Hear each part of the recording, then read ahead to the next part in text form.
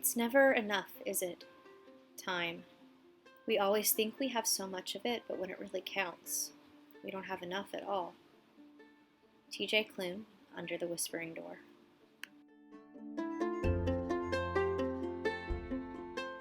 If the house in the cerulean sea is described as a warm hug, then Under the Whispering Door is a shoulder to cry on.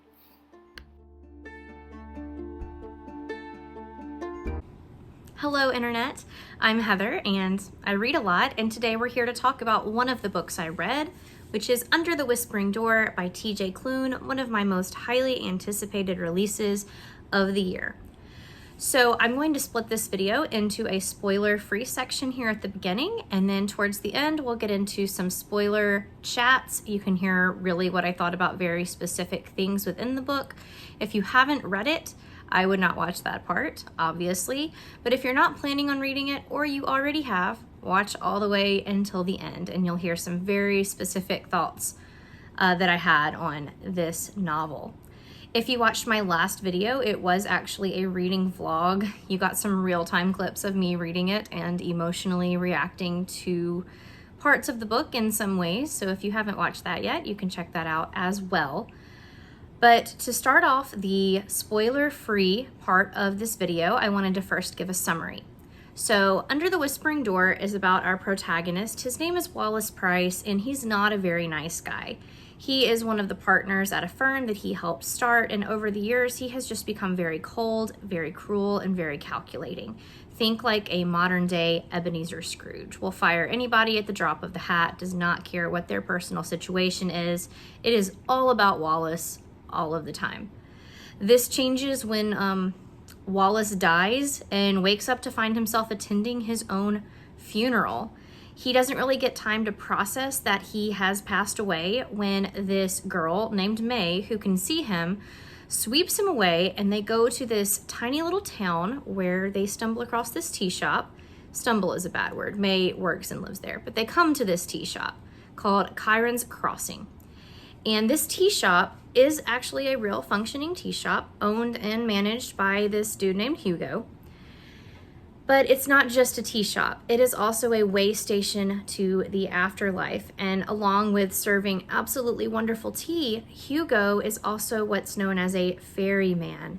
They help people come to terms with their own death and then cross into the afterlife when they are ready and when they have processed the grief they're experiencing because they die. Well, Wallace has a lot of trouble understanding that he's dead, so Hugo has his work cut out for him. Wallace starts hanging around this tea shop because he literally cannot go anywhere else, and coming to terms with humanity in a really beautiful way and in a really weird way because he's already dead. But we see Wallace processing that his life wasn't all it was cracked up to be, and there was more worth living for than what he lived for. A relationship does begin between Hugo and Wallace, which is really interesting because Wallace is dead and Hugo is very much alive, and we kind of see the progression of that. The conflict of this book, you might think, has something to do because Wallace is dead, and that's true because he needs to pass on to the afterlife, and he's been hanging around for much too long. So we have this character called the manager show up and basically tell Wallace, you're hanging out here too long on the earth, you got a week to wrap it up, and then you're dead, you're gone forever. And that's basically the most general synopsis I can give without giving anything away, but I really, really enjoyed it.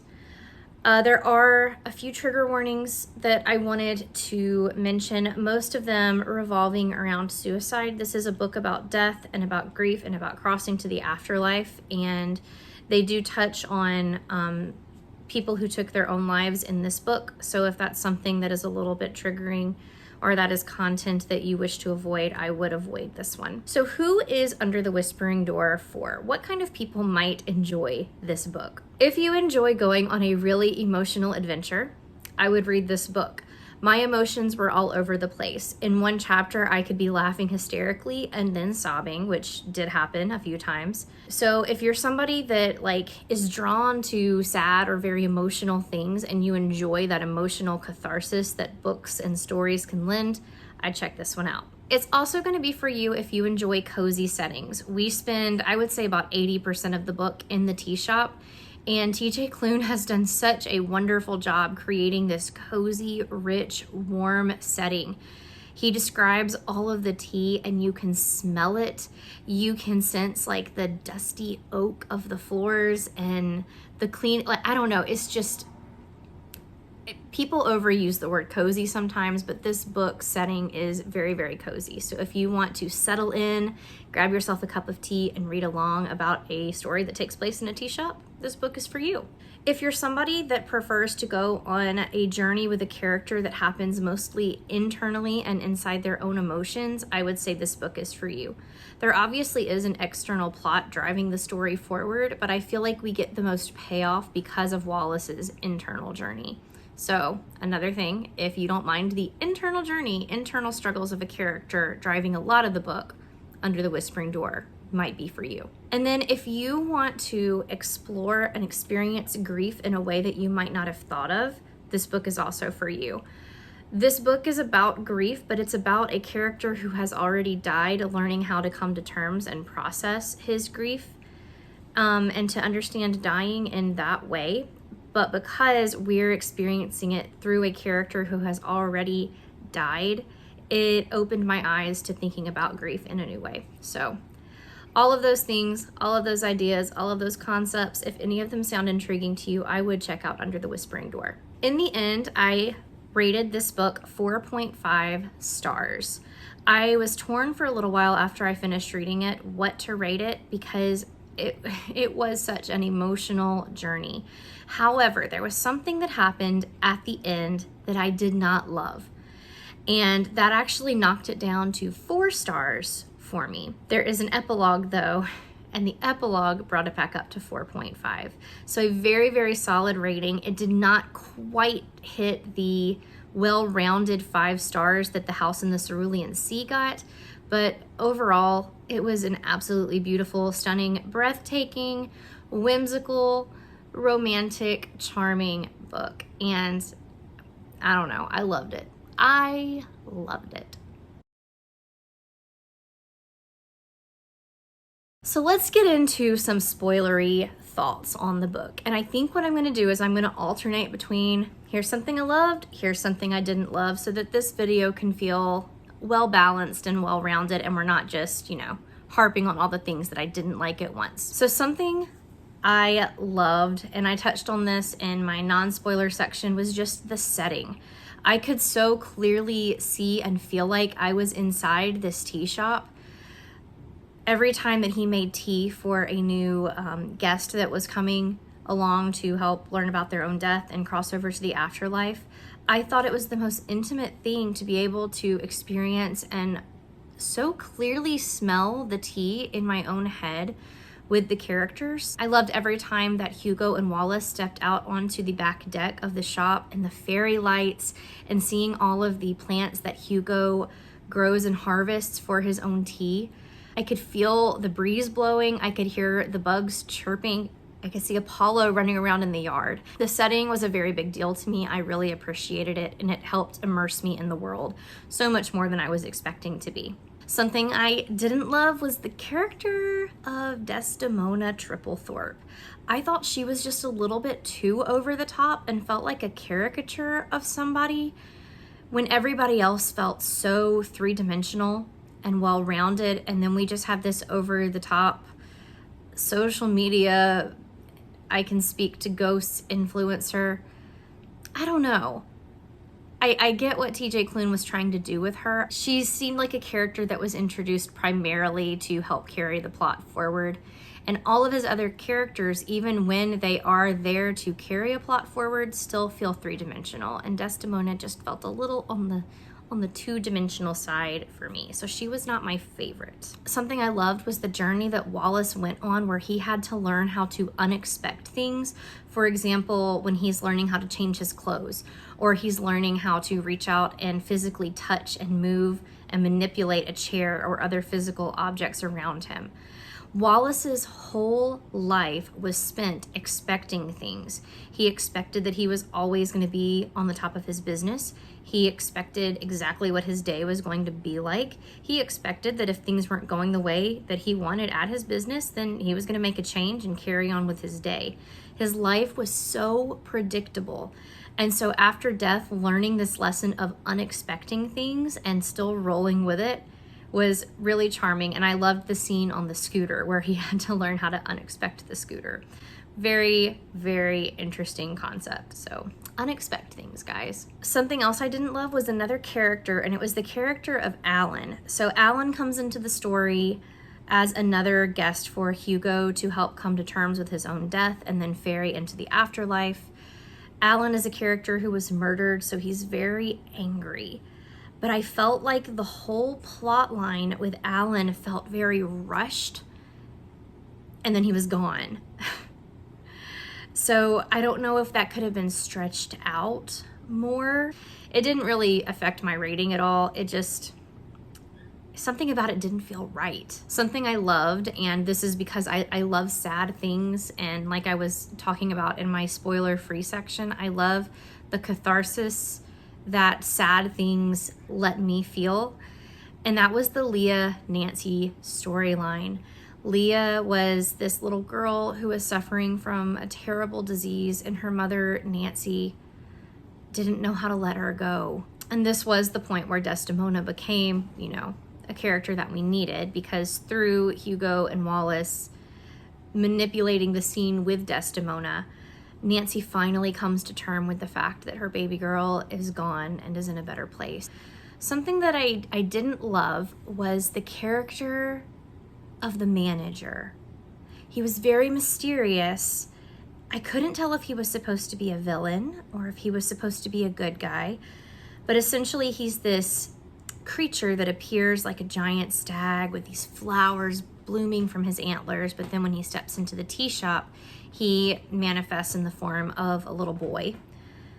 And I think the reason why I don't understand the manager and I don't click with the manager is because of my views on death and the afterlife. I am a Christian, and so obviously I believe that God has ordained the world and that there's a plan and there is order to the world. And the manager kind of messed with that whole belief system that I have. And obviously I don't think TJ Klune is coming from the same belief that I am, and I read so many different stories. I don't just read from a Christian perspective. I think that's wrong. But I couldn't wrap my mind around a character just changing his mind for kicks and giggles. And I kind of got that from the manager, because he starts out being like, this is structure.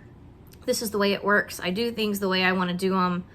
And then all of a sudden he was like, but you know what? Let's try it this way, okay? Okay, guys, let's roll with it. And I'll see what I feel like later. Don't make me change my mind. I couldn't understand him. And there's probably some people that will really appreciate the role that the manager played in this book. And it's not that I don't appreciate him, because this is a work of fiction and this is a fantasy. He worked for what he needed to do. I just couldn't understand his motivations, I think is what it boils down to. Something else that I loved was the humor. I really loved the scene where Wallace is learning to unexpect things, and so he wants to get out of the Rolling Stone shirt and the sweatpants and the flip-flops that he died in, and so that's what he has shown up to the tea shop wearing. He wants to look like professional Wallace, wearing his professional suit. And so Nelson teaches him how to change clothes, and Wallace thinks he's done it, and the next thing you know, Wallace is standing there in a bikini, and it was so funny. And there were multiple moments like that throughout the book where Wallace just winds up in these situations, and he's kind of this grumpy, moody character, and you just hear him mumbling things like, I hate this, I hate this, I hate everything. That was so relatable. I loved Wallace, especially after he made that shift from just being big old meanie pants to grumpy guy with a heart of gold. So the last thing that I didn't love was actually Wallace's ending, the conclusion to Wallace's story. We spend over 300 pages with Wallace coming to terms with the fact that he's died and that he's now going to cross through the Whispering Door and into whatever the afterlife might bring him. And then the manager's like, no, you convinced me. You asked hard enough, so you get to stay alive and help bring the husks into the afterlife. because I'm a character that just orders the world but changes my mind. I didn't love that Wallace stayed alive. I wanted him to go through that journey so that he could die. For real, cross through the door and go to the afterlife. And it just felt a little too easy and like a cop-out for him to get the ending that he wanted. It was sweet. Don't get me wrong. It was a very sweet ending. I don't like easy endings. But the last thing I loved turned out to be also part of an ending. And these were the characters of Nelson and Apollo. These guys made the book for me. Nelson is Hugo's grandfather that has died but has not passed in under the Whispering Door yet because he wants to be there for Hugo. Hugo's parents have both died, and Hugo just doesn't really have any support system of his own family. So Nelson hangs around the tea shop supporting Hugo.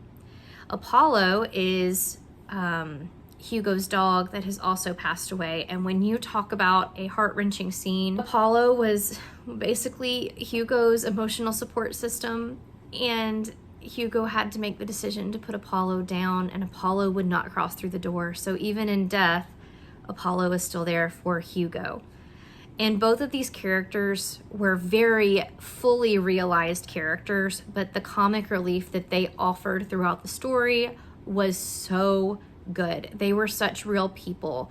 Hugo was so much like a grandfather. He was always nudging Hugo and like wink wink whenever something, you know, kind of flirty was happening with Hugo and Wallace. He was funny. He would like bash Wallace on the head or the back with his cane when Wallace just wasn't realizing something. He was there to offer very paternal advice to both Hugo and Wallace when they needed it. And so when it got to the epilogue and it was finally Nelson's moment to realize that Hugo was going to be okay, Wallace was there for him, and it's time for Nelson to go through the Whispering Door and, you know, meet his son and daughter-in-law that passed a long time ago and leave Wallace and Hugo here on the earth. That was when I absolutely emotionally fell apart. And when Hugo tells Apollo that it's okay for Apollo to go with Nelson, I was like, I'm done. This is where the reservoir breaks, the dam breaks down, and the tears just they're coming out, and there is no stopping them for the foreseeable future. You have to accept, Heather, that your kids are going to ask why your eyes are swollen and puffy the next day. I could not stop crying. So even though the payoff that we got with Wallace's ending was a little bit of a cop-out, TJ Klune absolutely made up for it with saying goodbye to Nelson and Apollo at the end. It was so good. So ultimately, like I said, 4.5 stars. Did not quite hit the 5 stars that The House in the Cerulean Sea hit, but it was okay. It didn't matter. I highly recommend this, and I think I will be rereading both The House in the Cerulean Sea and Under the Whispering Door for many, many years to come. This is a book for anybody that needs a moment to be sad about death and about grief. But then in the end, you get to realize it's going to be okay. If you've read TJ Klune's Under the Whispering Door, please let me know what you thought of it down in the comments. I will see you in the next one. Don't forget that you can subscribe if you want more book reviews in the future, and I'll stop being awkward now. Bye.